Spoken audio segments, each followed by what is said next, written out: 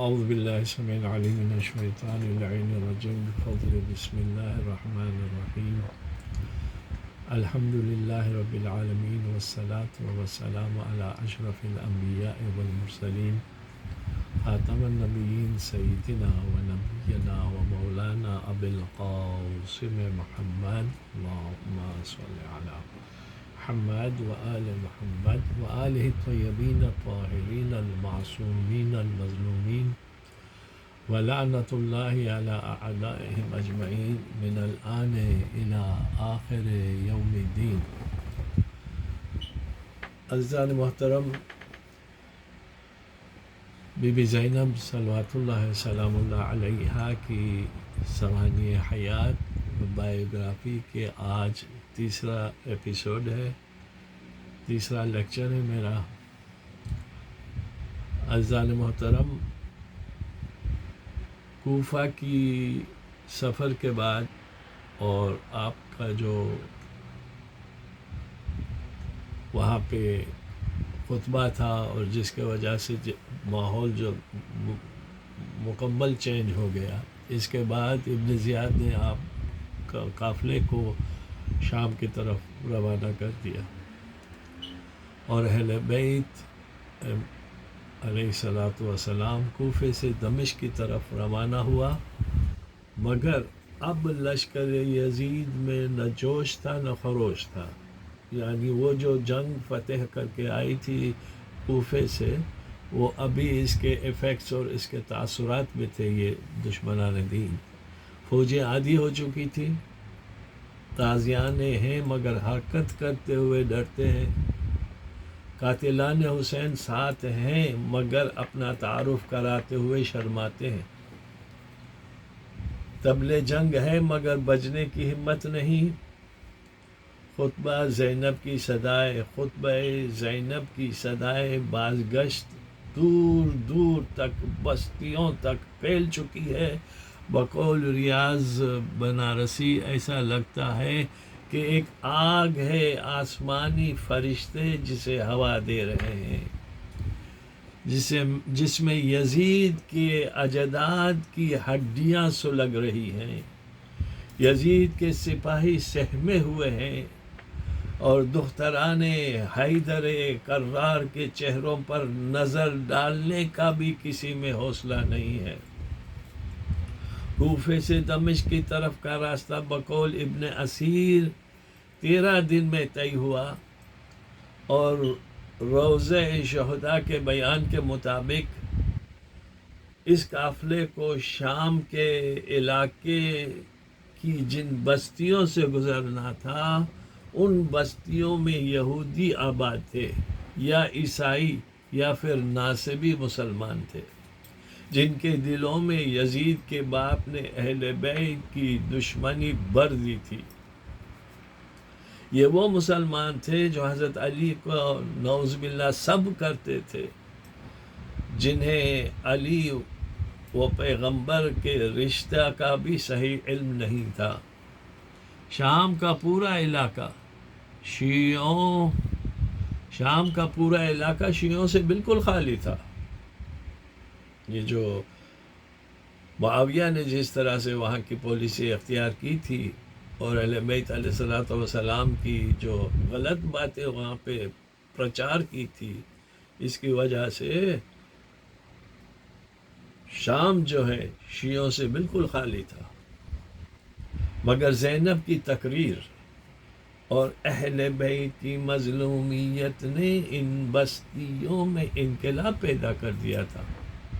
یہ قافلہ تکرید سے گزر کے اعما آیا، وہاں پر دیر عروہ ہوتے ہوئے سلیطہ پہنچا، جہاں کے لوگوں نے انہیں بستی میں داخل تک ہونے نہیں دیا، پھر وادی نخلا میں قیام اور رات گزاری وہاں پہ، وہاں سے گزرنے کے بعد لینا کے قریب پہنچے۔ یہ ایک شہر تھا، قافلہ یہاں رکنا چاہتا تھا، مگر شہر کے مرد، عورتیں، بچے، بوڑھے اپنے ہاتھوں میں پتھر لیے ہوئے نکل آئے، سب حسین اور ان کے ساتھیوں پر صلوات بیچ رہے تھے اور ان قافلوں پر لعنت کر رہے تھے، اور سب ہم آواز ہو کر کہہ رہے تھے قاتلان اولاد انبیاء، ہمارے شہر میں اپنے منحوس قدم نہ رکھنا، نکل جاؤ یہاں سے۔ وہاں سے بھاگ کے یہ قافلہ موصول آیا، موصول جہاں سے ابھی بھی ہمارے یہاں کچھ سالوں پہلے انقلاب پیدا ہوا تھا۔ یہ موصول ہے ہی قابل تشویش، اور حاکم موصول کو اطلاع دی کہ ہمارے پاس حسین کا سر ہے۔ اس نے شہر کو سجایا، دشمن تھا، آج کئی میل آگے بڑھ کر قاتلان حسین کا استقبال کیا۔ اس کے ساتھ شہر کے لوگ بھی تھے، انہوں نے پوچھا کہ کس کا سر ہے؟ حاکم موصول نے جواب دیا کہ خارجی کا سر ہے جس نے یزید سے بغاوت کی تھی، مگر اس مجمع میں ایک بوڑھا اٹھا اور کھڑا ہو کے کہتا ہے کہ یہ حسین ابن فاطمہ بنت رسول کا سر ہے، یہ قیدی اہل بیت رسول ہیں۔ بس سننا تھا کہ 40 جوان تلواریں لے کر کھڑے ہو گئے، ہم سر حسین کو فوج یزید سے چھین کے دفن کریں گے، چاہے ہماری جان چلی جائے۔ یہ دیکھ کر یزیدی قافلہ اسیران اہل بیت کو لے کے آگے بڑھ گیا اور موصول کے قریب مشہد نقطہ پہنچا۔ وہاں کے لوگوں نے رسد کا انتظام کر دیا مگر شہر میں جانے نہ دیا۔ صحرا میں قافلہ ٹھہرا اور سر حسین جہاں رکھا گیا تھا، آج وہ جگہ زیارت کا جگہ بن چکی ہے۔ روز عاشور لوگ آج بھی وہاں آتے ہیں۔ یہ سب عیسائی اور یہودی تھے جنہیں صدائے زینب نے مسلمان بنوا دیا تھا۔ دیکھیں انقلاب زینب۔ پھر مندین پہنچے، وہاں کے لوگوں نے اپنے دروازے بند کر لیے۔ یہ سارا اثر انقلاب تھا خطبہ زینب کا جو آپ نے کوفے میں دیا تھا۔ لوگ قاتلوں پر لعنت کے ساتھ پتھر پھینک رہے تھے اور کہتے تھے کہ اے فاسق و فاجر، ہم تمہیں شہر کے اندر داخل نہیں ہونے دیں گے۔ اس کے بعد معرۃ الامان آئے، یہ ناصبیوں کا شہر تھا، دروازے کھول دیے گئے، یزیدیوں کا استقبال کیا گیا۔ پھر شیرازی کی طرف گئے مگر لوگوں نے شہر میں داخل ہونے نہیں دیا۔ لشکر یزید وہاں سے بھاگ کر کفرتاب کی طرف بڑھا۔ یہ ایک چھوٹا سا قلعہ تھا مگر اہل قلعہ نے دروازے بند کیے۔ اس وقت خولی نے ان سے کہا کہ تم ہماری اطاعت میں نہیں ہو، ہمیں پانی پلاؤ۔ ان عیسائیوں نے کہا کہ ہم تمہیں پانی نہیں پلاتے، تم نے حسین اور ان کے بچوں کو پیاسا شہید کیا ہے۔ وہاں سے فوج یزید سیبور پہنچی اور چاہا کہ وہاں قیام کرے مگر وہاں کے نوجوان اٹھ کھڑے ہوئے اور پل کا راستہ کاٹ دیا اور فوج یزید پر حملہ کر دیا۔ جنگ ہو گئی، یزید کے لشکر کے 600 آدمی فی النار ہو گئے، اہل سیبور کے 5 آدمی شہید ہوئے۔ راستے میں کئی جگہ یہودیوں عیسائیوں نے فوج یزید سے مقابلہ کیا، کئی بستیاں مسلمان ہو گئی، کئی رہبان رہبانیت چھوڑ کر اہل بیت کے ساتھ ہو گئے۔ ان لوگوں نے اب تک اسلام کے نام پر ظلم و دہشت گردی کا مکروہ چہرہ دیکھا تھا۔ انہوں نے آنسوؤں سے ڈلی ہوئی مظلومیت کے آئینے میں رحم و کرم، صبر و شکر اور عدل و انصاف کا چہرہ دیکھا تو مسلمان ہو گئے۔ وہر زینب کبریٰ صلوات اللہ سلام اللہ علیہ، اللہم صلی علی محمد وعلی محمد۔ آج شام کے علاقوں میں شیعوں کی جو آبادی ہے وہ اسی قافلے اسیران اہل بیت کی رہین منت ہے۔ گویا قافلہ زینب کی کردگاری میں لوگوں کے لیے سرمۂ چشم و معرفت بن گئے۔ چاروں طرف سے بغاوت کی خبریں یزید کے ہوش اڑا دیے تھے، یعنی چاروں طرف سے جو بغاوت کی خبریں یزید کو مل رہی تھی، اس سے اس کے پورے ہوش اڑ گئے تھے۔ اس نے حکومت اموی کی لاج رکھنے کے لیے حکم دیا کہ دربار کو خوب سجایا جائے، شہر کے لوگوں کو اتنی شراب پلائی جائے کہ حق و باطل کی تمیز مٹ جائے، لوگوں میں مال و زر اور کھانے پینے کی چیزیں تقسیم کی جائے، قیدیوں کے قافلے کو روک کے پھر سے آراستہ کیا جائے، اہل بیت پیغمبر کو کنیزوں اور غلاموں کی طرح رسیوں سے باندھ کر دربار میں لایا جائے اور ان کی توہین اور اذیت کا کوئی طریقہ نہ چھوڑا جائے، فتح کے نغارے بجائے جائیں، سرخ پرچم لہرائے جائیں، اور جب تک دربار نہ سج جائے اور باہر سے عمائدین و اخبارین کرسیوں پر بیٹھ نہ جائیں، اسیروں کو دھوپ میں کھڑا رکھا جائے تاکہ ان کے اندر جو قوت گویائی اور حوصلوں میں زندگی باقی ہے وہ بھی ختم ہو جائے۔ پھر وہ وقت بھی آ گیا کہ اہل بیت دربار میں لائے گئے، ایک ہی رسی میں بچے بندھے ہوئے ہیں، ایک رسی میں مہدرات عصمت اسیر ہیں، آگے سید سجاد تو کو زنجیر سنبھالے ہوئے، برہنہ شمشیر لیے ہوئے یزید کے فوجی انہیں اپنے حلقے میں لیے ہیں، یزید مسند پر بیٹھا ہے، مختلف ملکوں کے عمائدین کرسیوں میں بیٹھے ہیں، دور شراب چل رہا ہے، اللہ اکبر، اور پھر یزید کے سامنے قیدیوں کو کھڑا کر دیا گیا۔ زینب کو دوسری بیویوں نے اپنے حلقے میں لے لیا، انتہائے ظلم اور انتہائے مظلومیت کی دونوں شکلیں پوری وضاحت سے دنیا کے سامنے تھی۔ صاحب لحوف نے لکھا ہے کہ یزید نے نگاہیں اٹھائیں اور پوچھا یہ کون خاتون ہے جو دوسری عورتوں کے حلقے میں کھڑی ہے؟ کسی نے جواب دیا یہ زینب کبریٰ بنت علی ہیں۔ یزید نے کہا علی کی بیٹی، اللہ نے تمہارے ساتھ کیا کیا؟ اس وقت چہرہ زینب پر جلال آ گیا اور حیدری نمودار ہوا، جلال حیدری نمودار ہوا، اور اس مظلومہ نے وہ یادگار خطبہ ارشاد فرمایا جس نے نہ صرف دربار کو ہی نہیں بلکہ پورے دمشق میں زلزلہ پیدا کر دیا۔ زینب، پورا خطبہ نقل کرنے کی گنجائش نہیں، چند فقرے بطور نمونہ ملاحظہ فرمائیں۔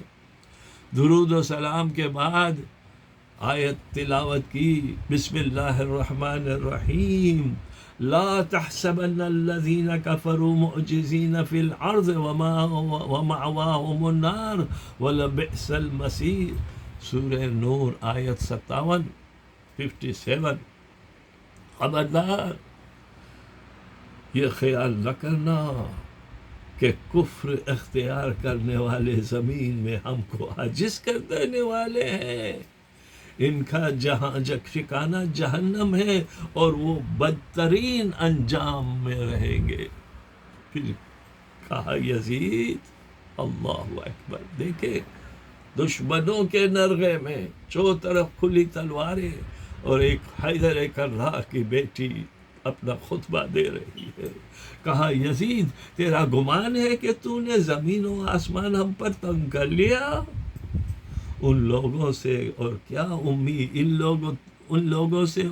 امید کر سکتی ہوں جنہوں نے پاک بازوں کا جگر چبایا، شہداء راہ الہی کا خون جن کی غذا ہو، میرے جد امیر حمزہ کے گوشت کے ریشے تیرے دانتوں میں پھنسے ہوں گے، تو اپنے بزرگوں کو کیوں آواز دیتا ہے؟ ان قریب تو بھی وہی جائے گا جہاں وہ ہے۔ تو مومنین کی گردنوں پر مسلط نہ رہ سکے گا، جلدی تجھے معلوم ہو جائے گا کہ ظالموں کی سزا کیا ہے۔ اگرچہ میں مصیبت زدہ قیدی ہوں، لیکن تجھے اس قدر حقیر اور ذلیل سمجھتی ہوں کہ تجھے نصیحت بھی نہیں کرنا چاہتی۔ تو مکر کر کے جو کر سکے اور ظلم کر جتنا تجھے ہو سکے، بخدا تو نہ ہمارے ذکر کو مٹا سکے گا، نہ ہمارے شریعت کو ضائع کر سکے گا، نہ ہماری ابدی عظمت کو ختم کر سکے گا۔ تو کہ لعنت کو اپنے گلے سے کبھی نہ اتار سکے گا۔ اللہ اکبر۔ خدا کا شکر کہ نیکی اور شرافت ہمارے ابتدا اور رحمت و شہادت ہمارا انجام ہے، یعنی شہادت اور شرافت اور شکر ہماری میراث میں ہے، ہمارے حصے میں ہے۔ ادھر زینب کبریٰ نے ختم کیا۔ ایک بار پھر بازار کوفہ کا منظر تاریخ کی نگاہوں کے سامنے تھا۔ زینب خاموش ہوئی اور در و دیوار بولنے لگے۔ رسول کے ایک بوڑھے صحابی ابو برزہ اسلمی کھڑے ہو گئے اور چیخ پڑے، یزید جس سر اقدس کے ساتھ بے ادبی کر رہا ہے، میں نے اپنی آنکھوں سے دیکھا ہے کہ رسول اسے چوم رہے تھے۔ ابو برزہ وہی دربار میں شہید کر دیے گئے۔ کرسیاں چھوڑ کے لوگ کھڑے ہو گئے، جگہ جگہ لوگوں کی رونے کی آوازیں بلند ہونے لگی۔ لوگ یزید سے پوچھ رہے تھے، سچ بتائیے کس کے کٹے ہوئے سر ہیں؟ یہ کس کے اہل بیت ہیں جنہیں غلاموں کی طرح کنیزوں کی طرح لایا گیا ہے؟ یہ بی بی کون ہے جو ابھی بول رہی تھی؟ یزید کو بتانا پڑا، یہ حسین ابن فاطمہ بنت محمد کا سر ہے۔ ان لوگوں نے حکومت کے خلاف بغاوت کی تھی، یہ زینب بنت علی ہیں۔ پھر کیا تھا کہ دربار یزید میں حشر پیدا ہو گیا، لوگ کھلم کھلا یزید کو برا بھلا کہنے لگے، پورا دربار ماتم کدہ بن گیا۔ ابھی مخنف نے لکھا ہے کہ ایک یہودی طبیب یزید کے سامنے آ گیا، اس کا نام راس جالوت تھا۔ اس وقت یزید شراب کے نشے میں مدہوش تھا۔ یہودی طبیب نے پوچھا، یہ کس کا کٹا ہوا سر ہے؟ اس نے جواب دیا، حسین ابن علی کا سر ہے۔ یہودی نے سر پیٹ لیا، ارے تجھے شرم نہیں آتی بدبخت یزید؟ مجھ میں اور حضرت داؤد میں 142 پشتوں کا فاصلہ ہے، مگر یہودی اب بھی میرے خاک قدم کو تبرک سمجھتے ہیں، اور تیرا یہ حال ہے کہ کل تک تیرا جو نبی سامنے تھا، آج اس کی اولاد کو قتل کر ڈالا، ان بیٹیوں کو کنیز بنانا چاہا۔ لعنت ہو تجھ پر اور تیری حکومت پر۔ یہ کہہ کر یہودی عالم آگے بڑھا اور سر حسین سے مخاطب ہوا، یا ابا عبداللہ، سلام ہو آپ پر، اپنے جد بزرگوار کے سامنے میرے مسلمان ہونے کی گواہی دیجئے گا۔ لا الہ الا اللہ محمد الرسول اللہ کہہ کے ماتم کرنے لگا۔ یزید نے کہا کہ اس کی گردن قطع کر دو۔ ابھی جلاد اٹھا ہی نہیں تھا کہ ایک عیسائی جس کا نام جاسلیک تھا کھڑا ہو گیا اور بآواز بلند رو رو کر کہنے لگا، یزید تجھ پر لعنت ہو، تو نے اپنے نبی کا گھر اجاڑ دیا۔ پھر سر حسین سے مخاطب ہو کے کلمہ پڑھا، دونوں شہید ہو گئے۔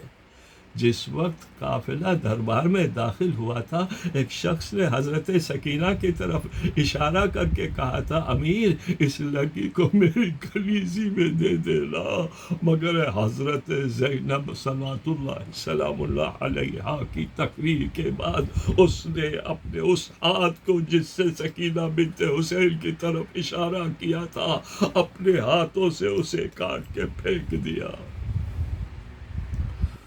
کامل ابن اسیر نے لکھا ہے کہ اسی وقت یزید کی زوجہ ہند بنت عبداللہ ابن عامر جسے یزید بہت چاہتا تھا، اپنی کمسن بیٹی کے ساتھ سر پیٹتی ہوئی نکلی، سیدانیوں کا کھلا ہوا سر اور خون میں ڈوبا ہوا حسین کا سر دیکھ کر چیخ اٹھی، آئے یزید تجھ پر خدا اور رسول کی لعنت، آج نہ میں تیری زوجہ ہوں اور نہ تو میرا شوہر، خدا غارت کرے تجھے، یہ کہہ کے روتی ہوئی باہر نکل آئی۔ دربار کا عجب عالم تھا، یہ لگتا تھا کہ دربار یزید زینب کبریٰ کی حکومت میں ہے، اور اس وقت ثانیہ زہرا کا شعر پڑھا، نانا میں آپ کو پکارتی رہی، انا دی کا یا جدہ یا خیر المرسل، حبیبی کا مقتول و نسل کا ضائع، نانا میں آپ کو پکارتی رہی، اے خیر المرسلین، آپ کا محبوب بیٹا قتل کر دیا، آپ کی نسل ضائع کر دی گئی۔ اہل مخنف کے بقول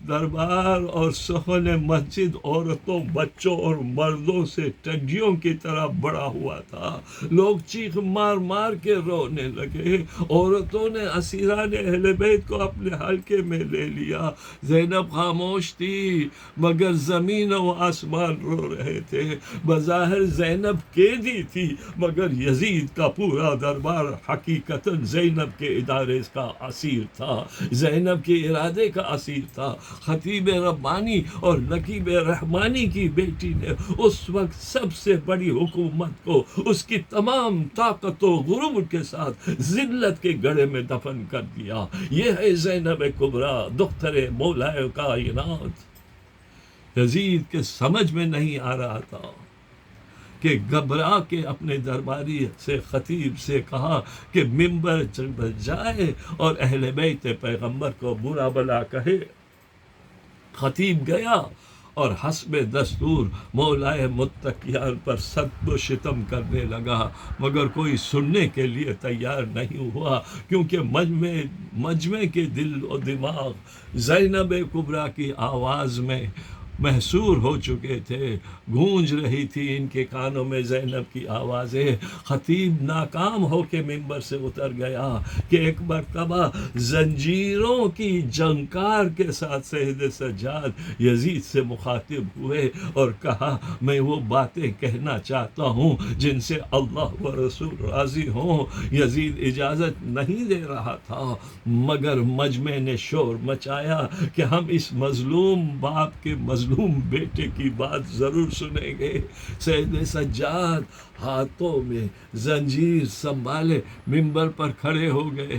ثانیہ زہرا کا بنایا ہوا ماحول اہل دربار کو اپنا قیدی بنائے ہوئے تھا۔ جس وقت امام نے کہا ایھا الناس، ایسی خاموشی چھا گئی جیسے لوگوں نے سانس روک لی ہو۔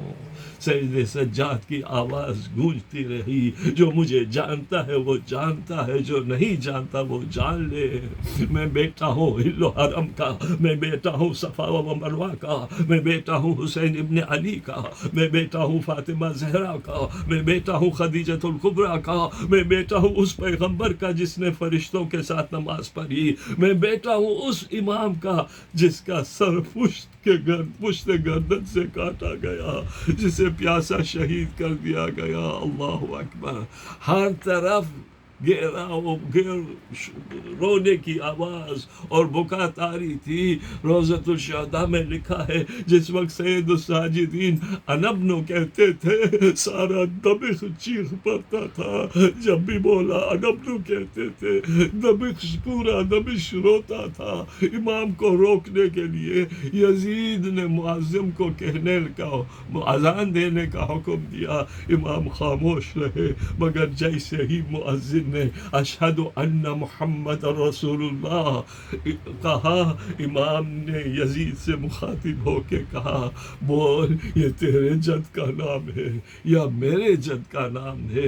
وہ جنگ جو برسوں پہلے مدینے میں شروع ہوئی تھی اس کا اختتام تھا، اور اس پر فتح مبین کی آخری مہر لگانے والی تھی زینب کبریٰ۔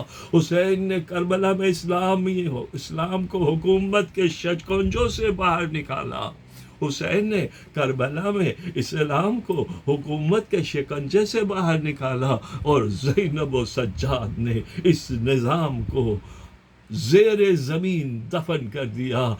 یزیدی نظام کو زینب و سجاد نے اس نظام ہی کو زیر زمین دفن کر دیا جس نے یزید کو پاس پول کر برا کیا تھا۔ الا لعنت اللہ علی القوم الظالمین انا للہ و انا الیہ راجعون۔ آئیں عزاداران حسین، محمد و آل محمد کا واسطہ دے کر سیدہ زینب صلوات اللہ سلام اللہ علیہ اور امام سید سجاد کا واسطہ دے کر خدا سے کچھ مانگ لے۔ بار الہ ہمارے صغیرہ کبیرہ گناہوں کو بخش دے، بار الہ ہمیں صحیح معنوں میں عزادار بنا، بار الہ ہمیں حج و چاہدہ معصومین علیہ السلام کی زیارتوں سے بار بار مشرف یاب کر دے، بار الہ میں کوئی غم نہ ہو سوائے غم حسین کے۔ سید سجاد کا واسطہ جو بیمار ہیں ان کو مکمل شفا یابی عطا کر، جو پریشان حال ہیں ان کو پریشانیوں سے دور کر، جو مقروض ہیں انہیں قرض عطا کر دے، جو پریشان حال ہیں ان کو پریشانی سے دور کر دے، جو مظلومیت میں زندگی بسر کر رہے اس دنیا میں، بار الہ ان کو مظلومیت سے نکال کر ان ظالموں پہ ان کو فتح یاب کر دے اور ان ظالموں کو نیست نابود کر دے۔ ہمیں کوئی غم نہ ہو سوائے غم حسین کے، ہمارے مرحومین کے صغیرہ کبیرہ گناہوں کو بخش دے کر ان کو جنت میں اعلیٰ درجہ عنایت فرما، اور جب ہم دنیا سے کوچ کریں تو ہمیں با ایمان سے دنیا سے اٹھنے کی توفیق کامل عطا کر، حضرت حجت قائم آل محمد کی ظہور میں تعجیل فرما۔ وآخر دعوانا ان الحمد للہ رب العالمین۔